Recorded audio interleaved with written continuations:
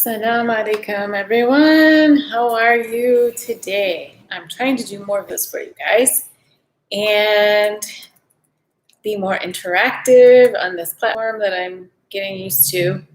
I was a little slow to YouTube, but hopefully, inshallah, we'll get busier over here in the kitchen. Today, I want to show you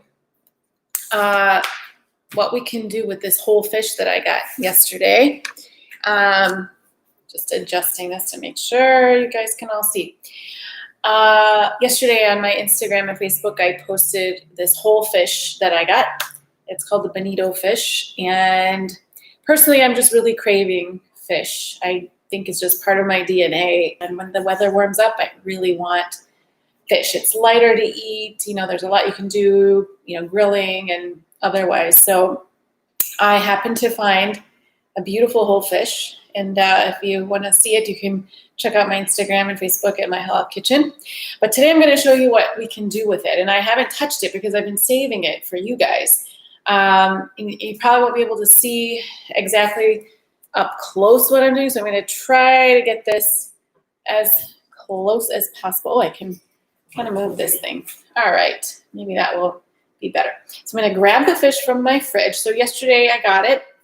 And I just stuck the whole thing in the fridge because I didn't have enough freezer space or freezer bags. So I didn't want to process it yesterday, and also wanted to do this video.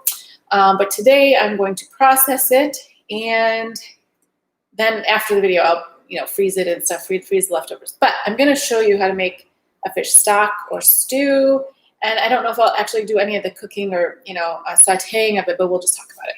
So you guys can ask your questions over here, and there's like a section off to the side where you can ask questions.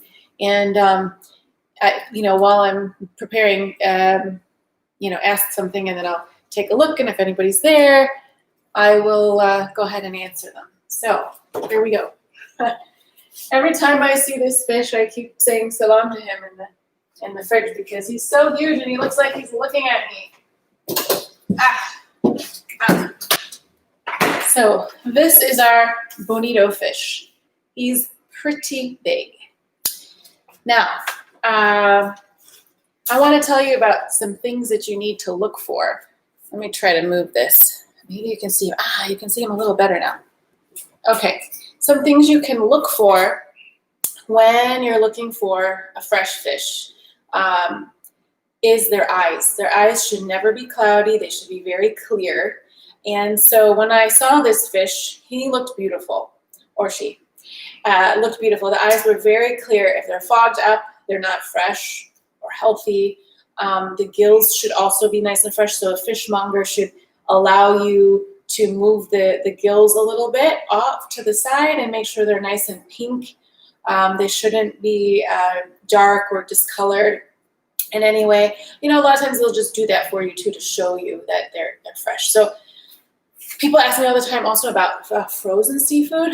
And the thing is with frozen seafood, what I learned from grocery stores is that all seafood comes to grocery stores frozen. So that's a good thing because, fresh fish needs to stay fresh. But when they thaw it out on the ice and then at the grocery store, and then you take it home and freeze it, you're doing that again.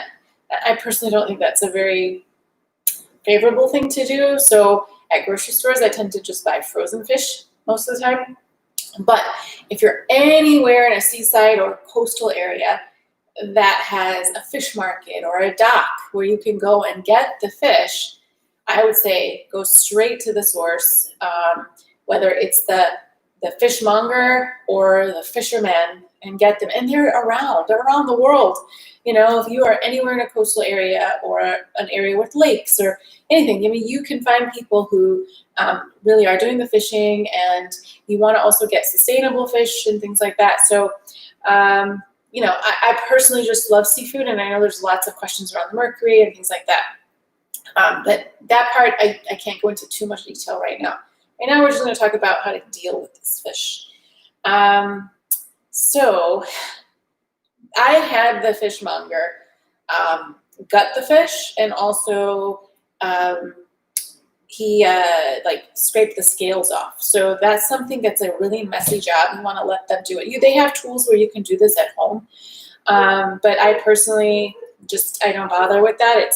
They have like a little tool that scrapes the side of the fish, and then but it's really, really messy. So unless you have like an outdoor space or something, I wouldn't bother with it. But he left the fish whole. So I kept that because I decided that what I would do is cut the head and cut the tail. The tail will go to some cats outside, but the head will go into my fish stock. So fish stock and fish stew are two different things. Fish stock is going to be something that we can season. We're going to put the head of the fish and some bones in there, and minimal spices, and I don't put any salt in any of my stocks or broths, because usually when I'm making some kind of soup with that stock or broth, then I'll add the salt. For a fish stew, you can still add the fish head or whatever, but you would actually fully season it and put your vegetables in. But today I'm just going to do the broth because I want to finish it and cool it off, and then put it in the freezer, and then save it for later on when I want to flavor something with a fish stock. So I think I've covered that part. I always feel like he's looking at me, or she, and he has teeth.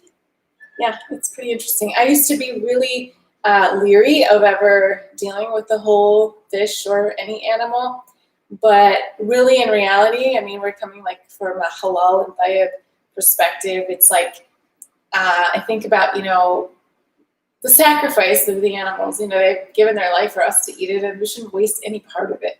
So, I mean, and this is just legendary for all traditions. All cultures have always saved every part of an animal and eaten that, because there's nutrition in all aspects of it. So, some of it I will give to cats, and, it's just not wasted, right? Something is getting nutrition from this animal. So, I mean, having that said, I think I'm procrastinating the taking off of the head of the fish and then opening it up. So that's what I'm going to do first. I'm going to take the head, put that in, rinse it off, and then put it in the pot to start the stock. And then I'm going to open up the body, and then I will take off the meat so that I can use that. Like, some of it I'll freeze, and some of it I will sear, and you can do all kinds of dishes with that. So let's just get to this part first. And this is a bonito fish. Did I say that? I'm sorry if I didn't say that. This is a bonito fish, and it's found in many parts of the world, but it's part of the tuna family, and I didn't really know that. I've never actually had this kind of fish before. Only time I've ever been introduced to this fish is through the bonito flakes that I give my cat. So cats really like this fish, and I don't know if they dry it out or something, and that's what they give to cats, but it is popular around the world.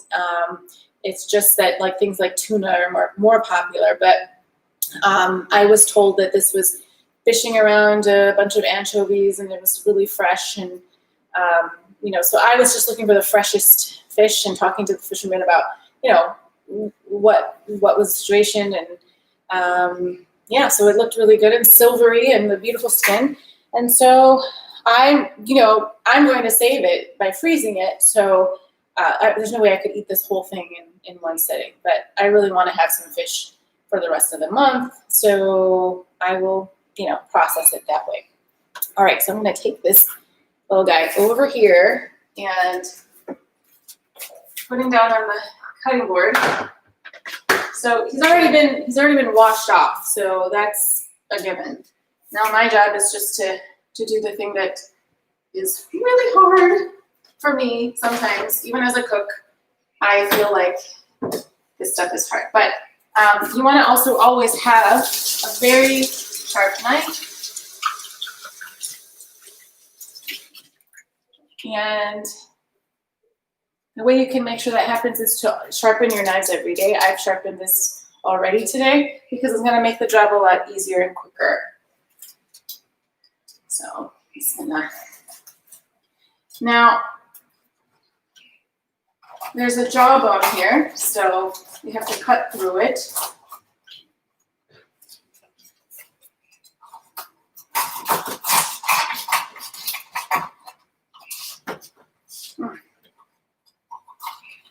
Usually the fishermen do this, but they were really busy and trying to close up, so they couldn't do it for me. And I said, that's fine, because I wanted to show all of you. Okay, so it's almost there. So if you can see, you know, we've got like a nice bit of meat in there, and that's okay. There's meat, bones. That's gonna go right in to the pot. And now let's just put some fresh water in here, make it cool. That should be cool water. So I'm starting off with just the fish head in here, and then I'm gonna show you some spices, and then we'll finish the rest of the fish. I'm gonna fill it almost all the way up.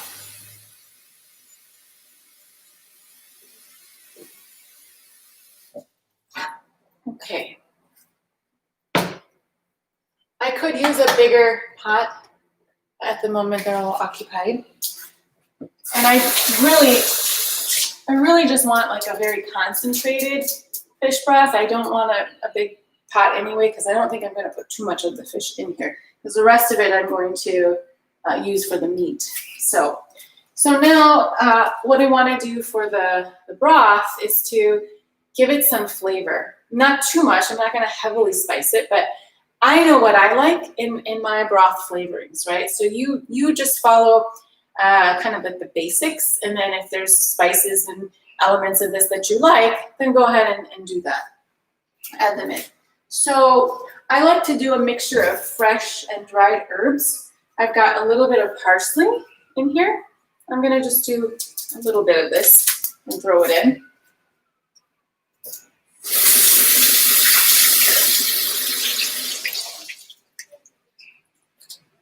Okay, and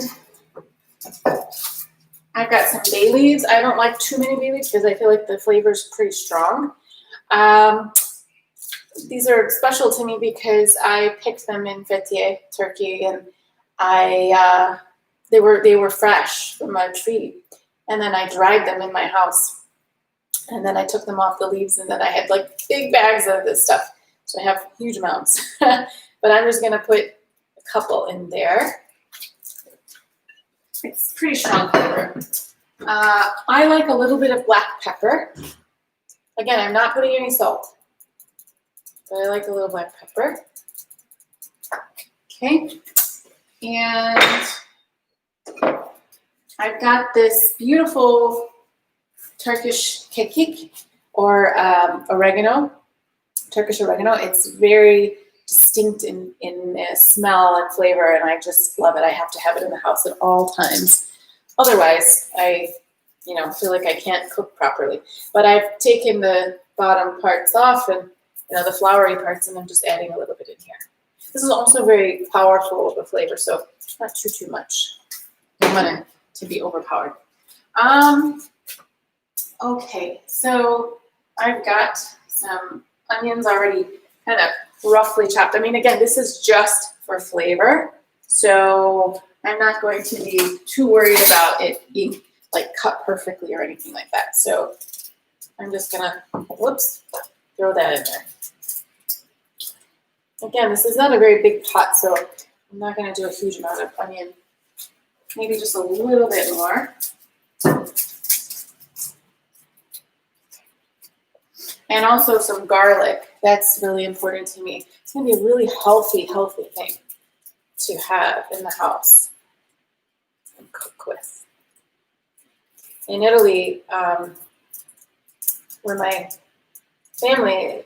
dad's side of the family is from, like Sicily, I can remember being there, and the women giving fish broth to the babies because, when they were able, when it was the right age for them to have broth, but they wanted them to acclimate to the taste of fish because fish and seafood is a huge part of the culinary culture.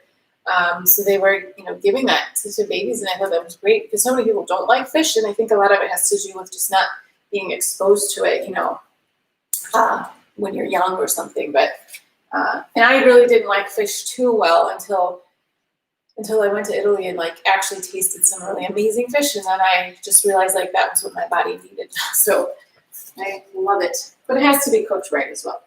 All right, so we have some garlic and also some tomato paste. Now, tomato paste is optional, but I like my broths to have a little bit of tomatoey flavor. You don't have to do this part. If you want like a more clear broth, then just leave it out. But this is my distinct way of, of having it. Now, garlic as well, makes it really healthy, I think. My cloves are really big, so I'm just going to do maybe 1 or 2. Looks like that needs a little water. All right, I like these little tubes of Italian tomato paste, and I'm just going to eyeball it, put, maybe about a tablespoon or 2, and then I'll have to whirl it around with a spoon. But it's going to give it a really nice flavor. So if you were making a stew, you would be adding a lot of the same things I'm doing right here, but you would start off the stew by sauteing the onion and garlic and maybe tomatoes. Like that's my foundational recipe for all stews because I like that flavor, that foundational flavor. And then you would add vegetables. Like in a fish stew, I would think like peppers, green peppers, any bell peppers would be delicious in here. Tomatoes, things like that. You could even add like some other vegetables like zucchini or something like that. But it's really up to you. So I'll stir that in. It's going to get a little hotter. So once it gets hotter, it'll be easier to whirl it in. And I'll probably put a little more because that color is too light. And I need to do 1 more garlic clove. I wish you guys could see this. Maybe I'll have to turn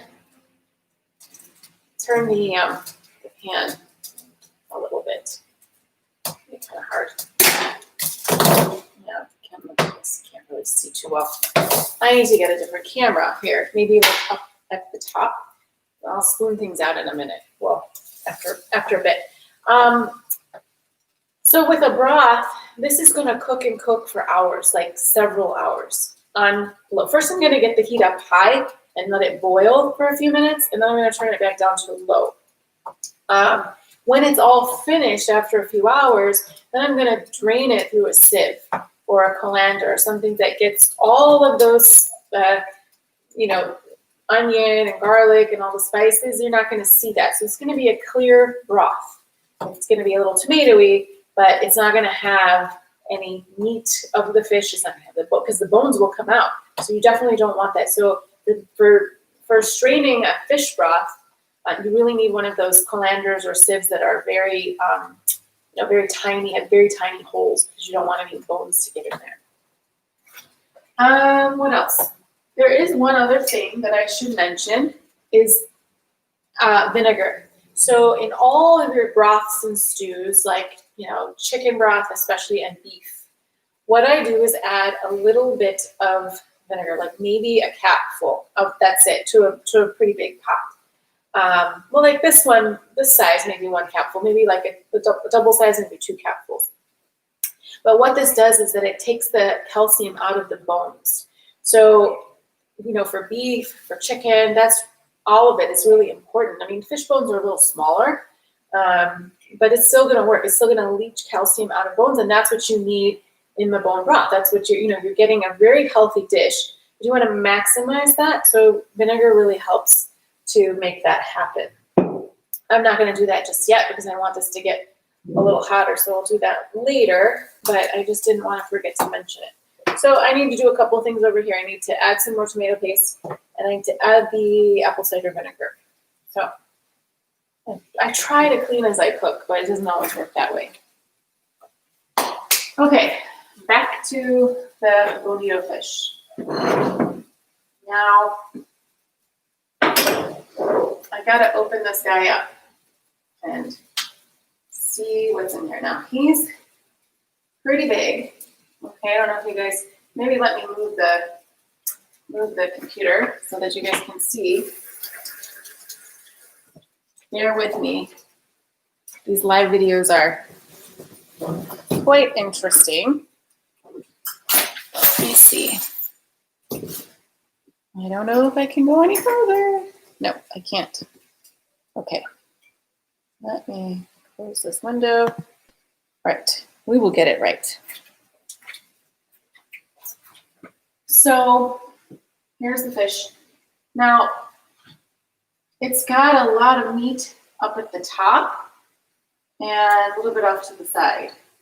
The sides here, they're not very meaty. So what I'm going to have to do is figure out where to start. And I think the best thing to do is cut it elongated this way because I really can't get in. And I want to take these pieces off. These are the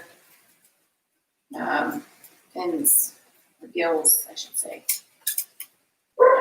You know who will eat these? All the cats will eat these. Yeah. They will love this stuff. They will eat and eat it until there's nothing left. There we go. Okay. All right, so I'm just gonna dig right in. You need a pretty strong knife for bigger fish because they do have some thicker bones. Okay.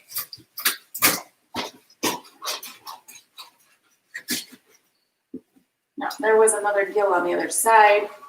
So what I need to do is move this guy over, and I want to take this part off. Now, some of this I think I'm going to throw into the broth because it's not going to be something that I could turn into like a fillet or anything. And I really, that's, you know, the way I like to eat fish is a lot of it is through fillets. So I've got parts in here, and that's what makes broth so great because I've got parts in here that I'm never going to cook with. You know, I'm never going to, you know, this is like part of the draw area. So actually that's going to go right in the broth.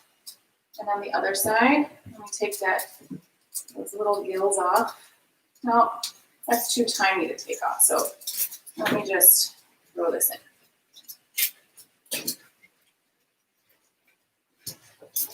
And again, I can't stress the importance of having a really fine sieve because you don't want those bones in your soup. So this is very, very bony here. Let me take a look at the rest of it. Yeah, it's going to be the same throughout.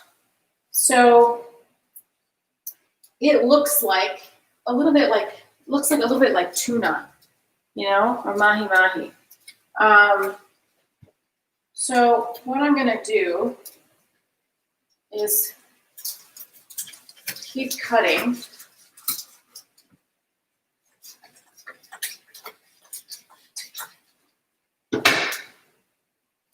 And there's lots of bones in this.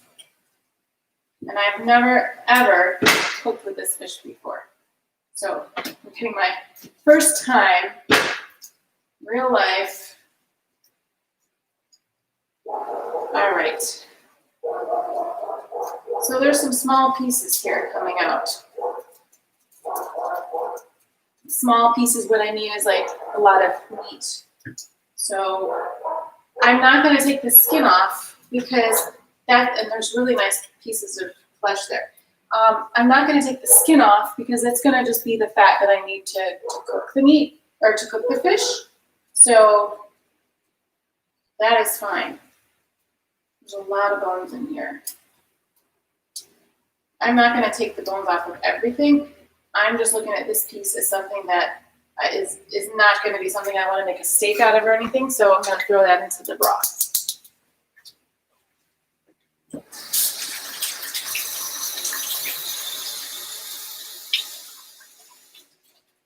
So basically, this fish looks pretty thick and pretty much like it's going to give me, you know, sort of like almost reminds me a little bit of a smaller halibut.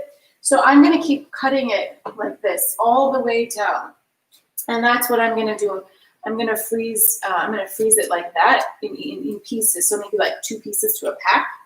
And then what I'm thinking is that I'll probably just stick it in the oven with some lemon peel, some olive oil, maybe some capers, bay leaves. I'll probably do a marinade. I think that would be really great because it would break down. It's a pretty sizable, pretty thick fish. So I think that it's not going to flake. If you add like a lemon juice, then lemon juice will tenderize and tend to break down the flesh of anything. So with fish, you can't use that on a delicate fish. So something like this is a little tougher, and I can do that. So that's what I'm going to do. I'm going to keep going, and then I will have like 2 to a pack to freeze in my freezer. Then I can pull it out any night of the week and make a nice dinner meal. I think what I'm going to do is probably put them in the oven. I don't think I will do this on the stovetop, just because I can tell by the way it is that I think it would feel, to me, it would feel messy, because I'm not, fishmonger. I'm not really great at cutting this perfectly, and so I'm sort of actually, I think I have the wrong knife too. I think I need more of a thinner fish knife, because this is too thick and it's kind of it's softening the skin a little too much. It's not giving me like a really clear, clean cut. So that's probably what I'm gonna do. All right, I have a question here. Hi, longtime fan. You helped find halal terms for meat and wine, and ever since then I followed your blog. Oh, salam alaikum, Noor. Thank you. Am I Italian? Yes, half. Yes, my dad's side is Italian. He was born there, and I grew up with, lots of Italian family members. And Italian food, I should say. Yeah. I still have the Italian family members. Yeah, that's one half, and the other half is Puerto Rican. So gotta have those alternatives, right, for all the great and tasty food. So Nora's talking about the alternatives for meat and wine in probably Italian food, I guess, and things that I've shared in my blog. And for those of you who don't know, my book, My Halal Kitchen, has a chapter on Italian food, Italian halal food. So classic recipes, made halal.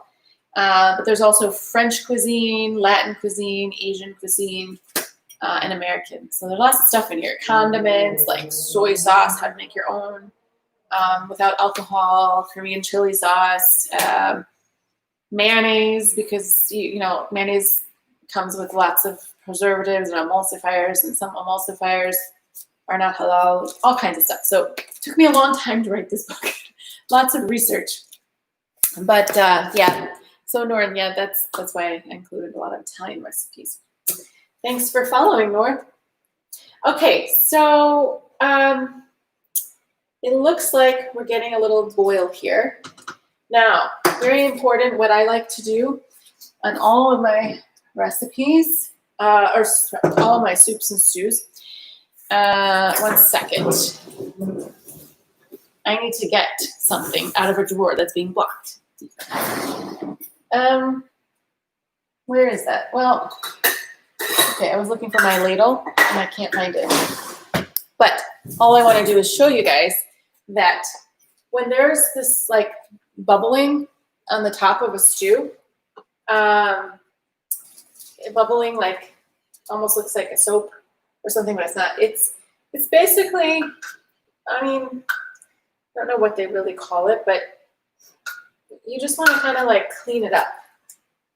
They say that they say that that's the impurities coming out.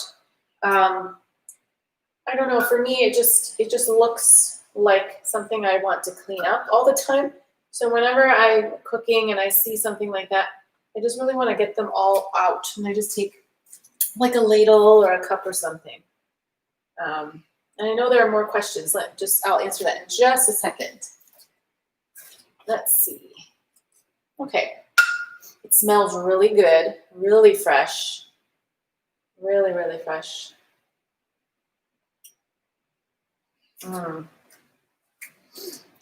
And for those of you who like bouillabaisse is a French stew, Provençal stew. There's a recipe for that in my book as well. And basically, they're doing what I'm doing here. I think they even put potatoes in it. But, so super healthy, guys. So super healthy. Fish, I know there's a lot of issues with seafood and things in the sea and things like that, but, just find the right fish, find the right fishmongers, find the right fishermen, find the right people to source really good seafood, because it is out there. It is out there. Okay, now I'm going to add a capful of the vinegar, as I mentioned, and this is to leach out the calcium in the bones. I'm just going to do a capful because this is a small portion. And you could do, like, in turkey, I use a lot of the red pepper paste. I would add some red pepper paste in here, but I'm not going to get it out of the fridge right now. But I'm doing a little bit more of the tomato paste because I like my stuff to have, I like everything to have a tomato base. It's the Italian thing, I guess.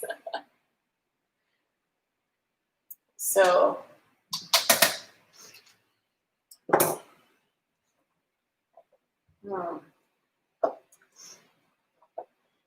And so, again, the difference sort of between the broth and the stew is that in the stew, which will be like a soup, you actually saute the onion and the tomato and the garlic because that gives it, an initial injection of flavor to the rest of the stew. When you do it like this, the flavors are more subtle, because this is just for the broth. So when I use this in a soup, you could drink this once I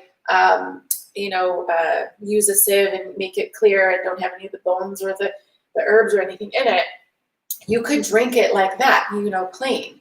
But it's really used as a flavoring to another dish. So let's say I wanted to make a vegetable soup, and then I wanted to add the fish broth, right? So when I start that vegetable soup, I'm going to start with that base of tomato and onion and garlic and inject that soup with the initial flavor and then add the fish broth. Do you see what I mean? So it's giving you that, extra like flavor, but the fish flavor, but that healthy, the healthy minerals and things that are in all broths. That's why bone broth is so, expensive today and so popular, because everybody's talking about, bone broths. But this is something all traditions and cultures have been drinking forever. And, we need to get back to that. And I'm showing you, you get the whole fish and you can do things with it. You get the whole chicken and you do things with it. I mean, I wouldn't know about, well, I do know about getting the whole lamb and goat and all that, but that's not really for everybody. But I make room in my freezers for stuff like that because they're so healthy and important to our overall nutrition. So, okay, Noor's asking, there's Somali and Yemeni. Wow, mashallah, beautiful mixture. And how much does the book cost? Where can I get it?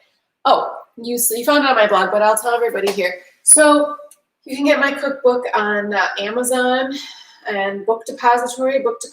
So for people who are outside of the U.S., Book Depository does free global shipping, which I love because being in Turkey, I wanted books and I didn't want to pay all those extra fees. So bookdepository.com has it has my book, and you won't have to pay for that global shipping. And Amazon US, and I believe Amazon Canada and UK also has it. And the prices vary because it's always changing. And I believe they also sell a Kindle version as well. So, all right, guys. So this is cooking. I'm putting it on low now because I'm going to cover it up and let it simmer for about 3 or 4 hours. And then I'll strain it off. And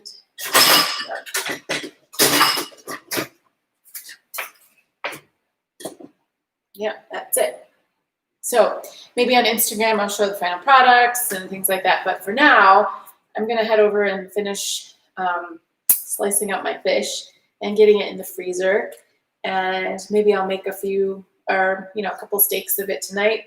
It's my first time having it, so I'm really interested and excited. I'm really craving that fish. So you tell me what would you make with bonito fish? Have you ever had bonito fish before?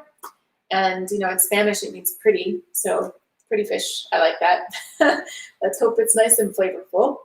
It's always interesting to try things for the first time, but I think with the right flavorings and things like that, you know, don't be afraid or intimidated to cook. Don't be afraid or intimidated to try new things. Don't be afraid to just experiment. You know, cooking is all about that. And you don't have to follow anything like exact that any recipe tells you when it comes to spices and seasonings. You know, use what you like. If the recipe says it calls for bay leaves and you don't like bay leaves, well, leave them out.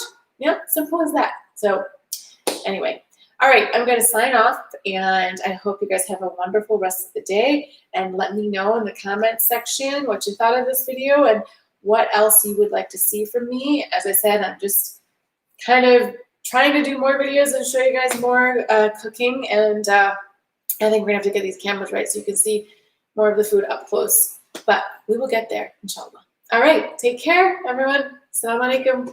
Bye.